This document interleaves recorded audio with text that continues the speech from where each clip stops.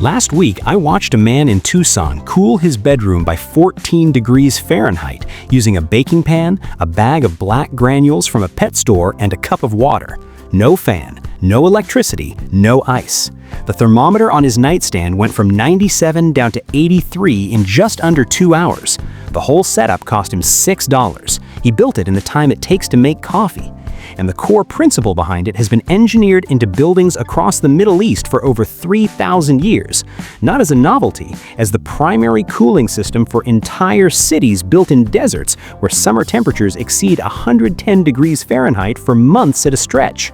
You have never been taught this because a $6 solution that uses no electricity and never needs replacing cannot generate a monthly utility bill, and anything that cannot generate a monthly bill gets quietly left out of the conversation. The material is activated charcoal, not barbecue briquettes, not the compressed discs you throw on a grill. Activated charcoal, a form of carbon that has been processed at extreme temperatures to open millions of microscopic pores across every surface. You can buy a 500-gram bag at any pet store for $5 to $8. It is sold for aquarium filtration. It is sold for terrarium air purification. It sits on a shelf between the fish food and the gravel, looking like nothing, doing everything. When you saturate this material with water and place it in the path of moving air, something remarkable happens. The air temperature drops, measurably, repeatably, documented in peer-reviewed research going back decades. A 2018 study published in the Journal of Post-Harvest Technology measured charcoal-based evaporative cooling systems producing interior temperatures 10 to 15 degrees Celsius below outside air. That's 18 to 27 degrees Fahrenheit. A 2022 study in the Journal of Engineering and Applied Science recorded a maximum single-room temperature drop of 11 degrees Celsius, roughly 20 degrees Fahrenheit, using the same basic principle. These are not YouTube experiments with questionable thermometers. These are controlled, peer-reviewed, published measurements. And the materials involved cost less than a fast food combo. Here's why it works, and you already understand the mechanism even if you have never heard it named. You know that stepping out of a pool on a hot day makes you feel cold, even when the air is 95 degrees. You know that a wet towel draped over your neck drops your body temperature faster than a dry one ever could. You know sweat works. Moisture on a surface evaporates. Evaporation requires energy. That energy comes from heat in the surrounding air. The air loses heat, you feel cooler. That is evaporative cooling. Your body runs on it every single day. What activated charcoal does is take that principle and multiply it by a factor that sounds made up until you see the numbers. A single gram of activated charcoal has an internal surface area of 500 to 1,500 square meters. That is not a typo. 1 gram, a piece the size of your thumbnail, contains the surface area of a small apartment. Every one of those microscopic pores holds water.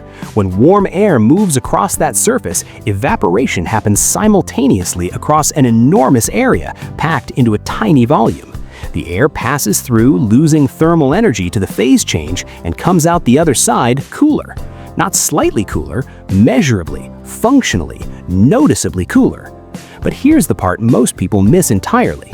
The cooling is only half the function. Activated charcoal simultaneously filters the air passing through it. The same material inside a $300 commercial air purifier, the same carbon media inside your water filter, the same compound hospitals use in poison treatment, it adsorbs volatile organic compounds, ammonia, hydrogen sulfide, mold spores, airborne bacteria, and a range of chemical irritants. You are not just cooling the air, you are cleaning it at the same time with the same material for $6. If you have a chicken coop in July where ammonia buildup is stressing your birds, or a dog kennel that smells like a kennel no matter how often you clean it, or a barn where the summer air sits thick and stale by noon, that filtration function alone justifies the cost 10 times over. You are not masking odor, you are chemically removing the compounds that cause it. The Persians understood this 3,000 years ago. In the city of Yazd, Iran, one of the oldest continuously inhabited cities on Earth, summer temperatures routinely exceed 40 degrees Celsius. That's 104 Fahrenheit for weeks in a desert with almost no rainfall. And yet, buildings in Yazd have maintained comfortable interior temperatures for millennia without a single mechanical system. The technology is called a bodgir, a wind tower, a tall vertical shaft built into the structure with openings at the top designed to catch the prevailing wind and channel it downward into the rooms below.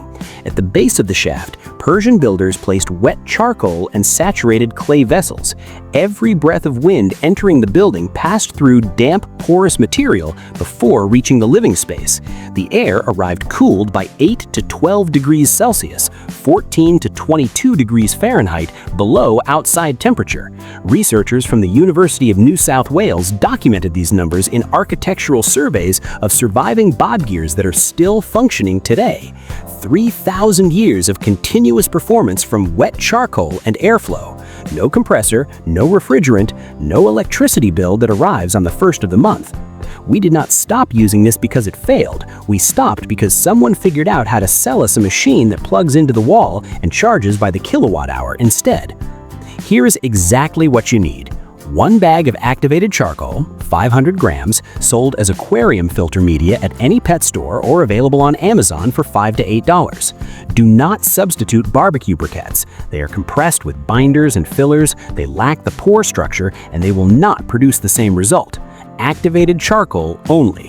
1 shallow tray. A baking pan works perfectly. A plastic storage container, a wooden frame lined with a plastic bag, anything that holds a layer of granules and allows air to pass across the top. Water. That is the entire parts list. Total cost, $5 to $8. Spread the charcoal in your tray in a layer roughly 3 to 5 centimeters deep, about 1.5 inches to 2 inches. Pour water slowly over the granules until they are fully saturated and a small amount begins to pool at the bottom. Let it sit for 5 minutes. Then tilt the tray and drain any standing water. You want the charcoal soaked like a wet sponge, not submerged in a puddle. Place the tray on the floor near the window or door where outside air enters the room. Not in the center of the room, not on a high shelf. On the floor at the air intake point so that incoming air passes directly across the wet charcoal before it reaches you. That single placement decision is the difference between a tray of wet rocks doing nothing and a functioning cooling system. A small battery-powered fan or USB fan aimed across the tray increases evaporation rate dramatically. But even without it, natural airflow from an open window across a properly placed tray produces a measurable temperature drop in a small room within 90 minutes. Here is the one thing people get wrong. They let the charcoal dry out and then wonder why it stopped working. A dry tray of charcoal is just a tray of charcoal. It does nothing. Evaporative cooling requires moisture. Re-wet the charcoal every morning. 30 seconds with a cup of water poured across the surface. That is your entire daily maintenance. 1 cup, half a minute, done until tomorrow. For a bedroom, a home office, a dorm room, a camper van, 1 standard baking tray is enough to produce a noticeable difference. For a larger space, scale up. 2 or 3 trays placed at different air entry points in the same room compound the effect. For animal enclosures, build a shallow wooden frame open on 2 sides, line the bottom with hardware cloth or mesh, fill it 6 to 8 centimeters deep with activated charcoal, and mount it directly in the ventilation opening of the coop, kennel, hutch, or shed. Every incoming breeze passes through the wet charcoal before reaching the animals. Cooler air, cleaner air, dramatically reduced ammonia. For poultry, heat stress begins at 30 degrees Celsius, 86 Fahrenheit, and becomes lethal above 38, which is 100 Fahrenheit. Dropping incoming air temperature by even 4 or 5 degrees in a properly ventilated coop is not a comfort upgrade, it is the margin between losing birds and keeping them alive through August. One honest note: evaporative cooling performs best when humidity is below 50%. In dry climates, the Southwest, the Great Plains, Texas, the Mediterranean, the Inland West, the temperature drops are dramatic and consistent. In humid climates, the Gulf Coast, the Southeast, anywhere summers feel thick and wet, the effect is reduced because the air is already carrying moisture and evaporation slows. You will still get cooling. You will still get the full air filtration benefit regardless, but expect 2 to 3 degrees Celsius in humid conditions rather than the 6 to 10 you would see in dry air. Still useful, just calibrate your expectations. To recharge the charcoal, spread it on a tray in direct sunlight for a full day once every month or two. The UV exposure and heat drive off the absorbed compounds and reset the pore structure to full capacity. The charcoal does not wear out, it refreshes. One $7 bag, properly maintained, lasts an entire summer, multiple summers if you take care of it. Now consider what you are replacing. The average North American household spends $150 to $400 per summer on air conditioning electricity alone. A new central AC unit costs $5,000 to $15,000 installed. A window unit runs $150 to $500 and draws 500 to 1,400 watts every hour it operates. A portable AC unit costs $300 to $700 and requires venting, drainage, and constant electricity. Every one of those systems uses refrigerants with documented environmental impact, requires professional maintenance, and becomes a useless box of metal and plastic the moment the power goes out. The system sitting in a baking pan on your floor costs $6, uses no electricity, filters the air while it cools it, works during a blackout, works off-grid, works in a barn, works in a van, works anywhere air moves across a wet surface. The commercial air purifier industry sells activated charcoal back to you in a plastic housing with a brand name for $200 to $400. The aquarium aisle sells you the same material in a bag for $5. Same compound, same function, different markup. 3,000 years ago, Persian engineers built entire cities around this principle. They oriented streets to channel wind. They designed towers to capture airflow. They placed wet charcoal at the base of every cooling shaft and maintained interior comfort through desert summers that would disable a modern American suburb in 48 hours if the grid went down. That knowledge was never disproven. It was never improved upon in any fundamental way. It was simply made invisible by an industry that figured out how to sell cooling by the kilowatt hour instead of teaching it for free. I don't know what brought you here. Maybe you're looking at a utility bill that climbs every summer and never seems to come back down. Maybe you're setting up an off-grid property and need cooling that doesn't drain a battery bank. Maybe you have animals suffering through July heat and you need a solution that works today, not after a contractor shows up in 3 weeks.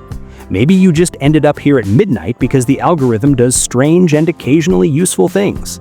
It doesn't matter. The charcoal works the same way regardless of why you found it. A $6 bag of activated charcoal, a baking pan, a cup of water every morning. Cooler air, cleaner air, and zero electricity from a principle that has been working since before the Roman Empire existed. Now you know how to unplug. Take care of yourself, and I'll see you in the next one.